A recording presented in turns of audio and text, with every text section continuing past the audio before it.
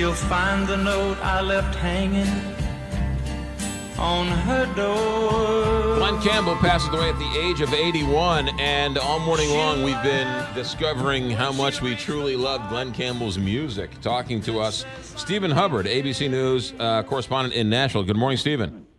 Good morning. The sad thing about a passing of a legend like this, or I guess one of the good things, is you rediscover how much you really liked his music. I've been so moved this morning, just as I've been talking to stations all across the country and just hearing brief clips of his music. I think that's the first time I've heard by the time I get to Phoenix this morning. If you, this morning in Nashville, there's no denying Glen Campbell's impact. The entire front page of the Tennessee and the Nashville paper is a gigantic picture of Glen Campbell with his guitar. Last night in town, John Mayer played Bridgestone Arena, and every country star you could think of was there, and even John Mayer played Gentle on My Mind, really moving tribute from him last night. So I think we're all appreciating Glen in a special way today. So the music speaks for itself. 70 albums, 45 million records sold. But in 2011, he announced he had Alzheimer's, and he took the unusual step and sort of told the public about his ordeal. I'm not sure we've ever seen anyone as famous as Glen Campbell be as transparent about his journey as Glen has, with the exception of maybe Pat Summitt. He went out on tour with his kids and was very transparent about the fact that he worked with a teleprompter and sometimes was going to forget the words. But the remarkable thing was he remembered how to play the guitar, and those amazing, intricate licks he could always do.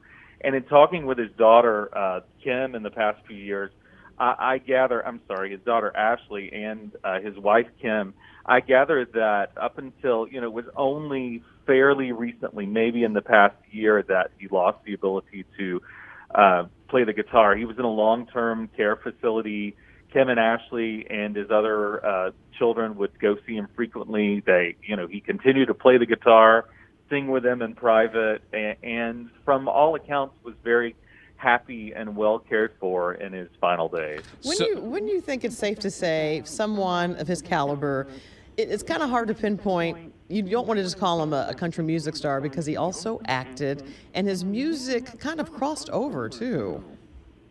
Oh, definitely. I think he is one of the blueprints for the modern day country crossover, and I think, it would be, I don't know, I would even go so far to say, I don't know if we could have Taylor Swift if we hadn't had a Glen Campbell who was able to play with the Beach Boys, have a primetime TV show, be nominated for an Academy Award for writing a song or for performing a song in a movie that he acted in. He just touched so many genres and so many areas of music. And he certainly was the blueprint for Vince Gill being able to do something like step in for Glenn Frey and perform with the Eagles like he's been doing this summer. So he just touched so many people and so many areas of entertainment. Of all of his hits, because we've been playing them all morning long.